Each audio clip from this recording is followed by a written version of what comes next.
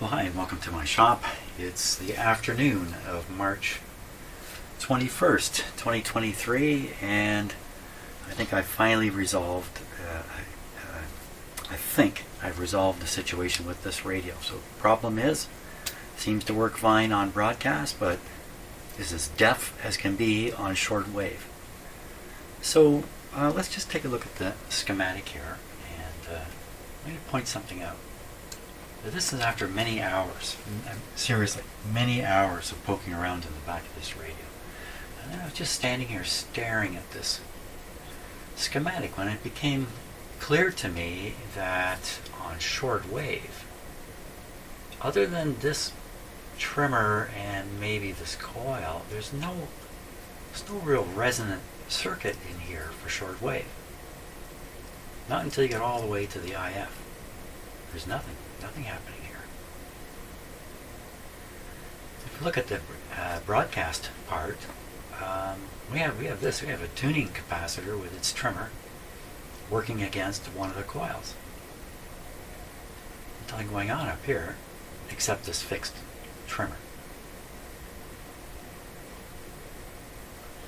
Now the thing about the broadcast band is you're going from 500 to 1500.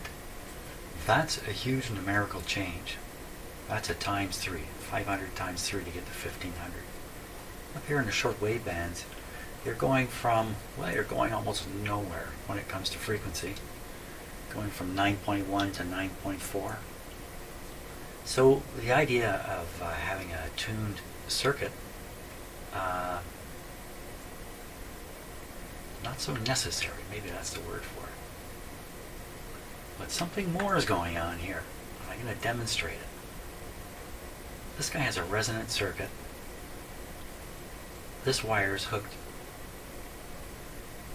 straight to the grid. Otherwise, a 1 megohm, very large resistor. It's a very high impedance circuit here. That would make the Q of this circuit fairly high. I don't think you can even talk about a Q in here. This is just a transformer. Okay, now for the demo. Okay, let me make this a little brighter. Signal generator is running over here at about a megahertz. Middle of the broadcast band.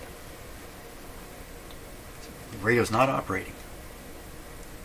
The oscilloscope is hooked up to the grid of the first tube. The signal gets to the grid of the first tube the same way whether the radio's on or off. It doesn't matter. So we're bringing in 1 million. Let me show you how strong the signal is coming in. So this is the clip from the signal generator. So I'm going right on it. And you can see on the scope, we got something about that wide. So that's what's being given to the radio. This is what the radio is serving up to the grid. Now you've probably lost sight of that because it's not coming through on the camera very well. So let me just move things around a little bit here.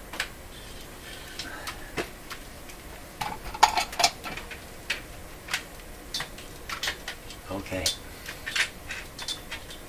Very hard to light these things properly. Let's just, that's a little better, I guess. Okay, now we're kind of lit by outdoor light, in fact. So you see how big that is? Now this part, this is the modulation. I can put it, that's 400, that's 1000, that's 400. So we're definitely looking at the signal. I'm going to put the scope back on, straight on the actual, right out of the signal generator. So it's just the width of my finger. Come back over here, this is what the grid is feeling. So that's due to the resonant circuit effect and the effect of the reactances and this radio's ability to not load that circuit too heavily and provide a pretty high Q result, or if you like, I guess I could say that, high Q result to the grid of the tube. That's because there's a resonance there that's being tuned when you turn the dial. Pretty sharp too. So that suggests alignment's pretty critical on this band. I haven't done it yet. But there's no such effect on shortwave. There's no tune circuit. You're not tuning the radio through anything. There's zero tune circuit, in fact, in shortwave. There's just the local oscillator. That's terrible. That's terrible. And that first transformer here, which I've poked the living daylights out of that thing. I just can't find anything wrong with the radio, except to say this is a wrong radio itself. This is not a very good receiver. Maybe this was coming out at a time where they realized shortwave, well, you still got to have it, but nobody cares about it. So just put something together. You can make the claim and got some shortwave here, but really make the AM radio work good, because that's what everyone was listening to, I guess, in the 40s when this radio was made. I don't know how much shortwave listening was really going on in North America ever, to be honest with you. Other than people like me who do it as a hobby or something of that sort. Well, what does that mean? So if that's correct, if what I'm saying is the broadcast band gets a super boost because of the tuned front end and the ability to use a reactive component of the tank circuit, basically. So what's happening onto the grid. Whereas shortwave doesn't have that boost. You saw how big the boost was. Oh, it's still on here. You saw how big the boost was. It's huge. No boost, no output. You would just need a whopper antenna. You need a whoppingly good antenna. And maybe you would get something. I think that's the story. I don't know what else to think. I beat my brains out trying to make this radio work better. There's just no better in it. So this is my video for today. There, I feel better now. Don't know what I'll be doing tomorrow.